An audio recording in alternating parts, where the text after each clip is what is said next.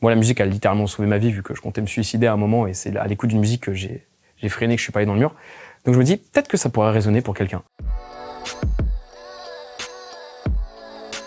Coucou, je m'appelle Jack, j'ai 30 ans, je suis chanteur et c'est déjà pas mal, non? Je fais pas semblant et je passerai tout mon temps devant la télévision.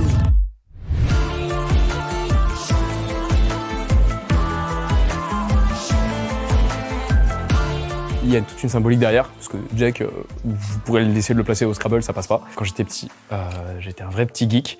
J'étais très rejeté parce que j'étais petit gros, avec les cheveux huileux. J'avais quoi faire un assaisonnement de salade avec mes cheveux, c'est pour vous dire. Donc concrètement, vu que personne ne voulait être mes copains, j'ai joué à des jeux vidéo. Je jouais dans une équipe nationale, l'équipe suisse. Mon pseudo c'est je sais pas quoi mettre, c'était je sais pas quoi mettre parce que je savais pas quoi mettre. Du coup, vu qu'ils sont suisses et qu'ils parlaient pas tous français, on parlait essentiellement anglais, ils appelaient ça Jack pas quoi mettre. La musique j'en fais depuis un petit moment. J'ai commencé tout jeune, ils me sont vraiment m'y mettre à fond.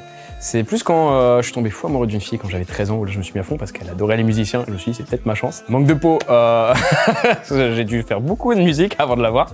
Mais du coup je me suis mis à fond à travers cette histoire platonique mais amoureuse quand même.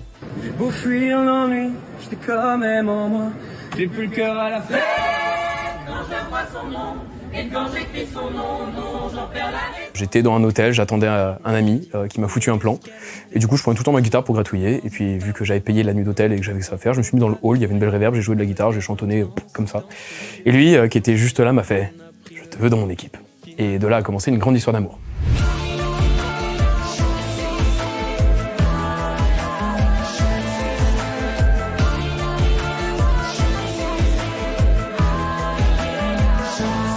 Généralement, je viens tout le temps avec un mood qui est traduit par un riff soit de guitare, soit de piano. Voilà, c'est un peu les deux instruments que je surkiffe à fond et que je propose à 3 personnes, qui est Ness, Alex Kale et Noapté, qui sont donc des amis très proches et avec qui je crée toutes mes musiques. Avec cette idée forte en tête, à chaque fois, je leur propose un truc qui me plaît, où j'ai déjà à la base et le mood dans lequel j'aimerais que ça avance. Je leur dis voilà, je suis dans ce mood, c'est ça que j'aimerais représenter, ça reflète pas forcément l'état actuel, mais un état que j'ai pu vivre, une histoire que j'aimerais raconter parce que je l'ai vécu. Et je me dis que ça pourrait peut-être faire du bien en fait de le décrire à quelqu'un, peut-être ça va lui parler et ça va le soigner. Moi la musique a littéralement sauvé ma vie vu que je comptais me suicider à un moment et c'est à l'écoute d'une musique que j'ai freiné, que je suis pas allé dans le mur. Donc je me dis peut-être que ça pourrait résonner pour quelqu'un. Félicitations pour ton million de stream sur Infidèle.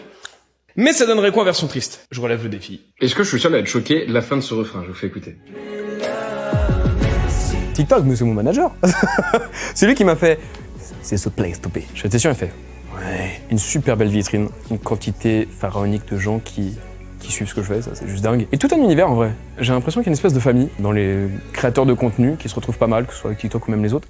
Mais ouais, j'ai l'impression qu'il y a un petit cocon familial en vrai, c'est cool. Je me sens pas du tout bridé dans l'expression quoi que ce soit. J'ai l'impression que la plateforme me permet au contraire de dire des choses assez ouvertes, etc. Enfin que pop me sent plus amer.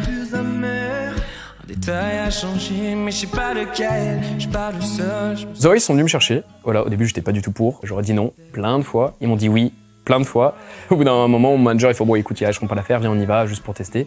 On y allait et en fin de compte, ça nous a donné raison parce qu'ils ont été juste incroyables. L'équipe de The Voice, si vous êtes là, merci. Ce qui m'intéressait surtout, c'était pouvoir transmettre un message parce que la musique a sauvé ma vie à travers justement une musique de Vianney. Donc le fait est qu'il était là, donc tant mieux. Je me suis dit, je vais d'une part être reconnaissant envers lui, mais au-delà de ça, parce que je suis pas trop du style à idolâtrer, c'était surtout véhiculer un message à base de « Hey les petits loulous, ça a sauvé ma vie, prenez pas ça à la légère, en vrai ça se trouve, la musique peut vraiment vous sauver. Si vous êtes pas bien, peut-être écouter une musique, ça peut changer la donne. » J'ai plus le cœur à la fête quand je vois son nom et quand j'écris son... Des fêtes, de base, c'est né d'une envie de parler de la dépression que j'ai vécue après la rupture amoureuse. Je devais, en principe, me marier avec une fille.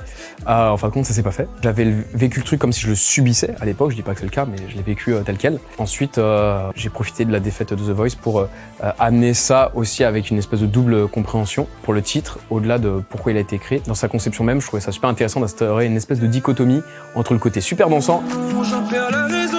et le côté ultra dépressif du gars. Je suis seul ce soir. Et c'est ça aussi qui a nourri en fait la création et l'univers musical à travers cette musique. Toutes ces pensées noires me font tourner la tête. T'aimerais que je sorte mais je mettrai pas le pied dans ta fête. Non c'est pas pour moi les soirées remplies de fissures faites. Ils finiront le coup par terre comme Marie-Antoinette.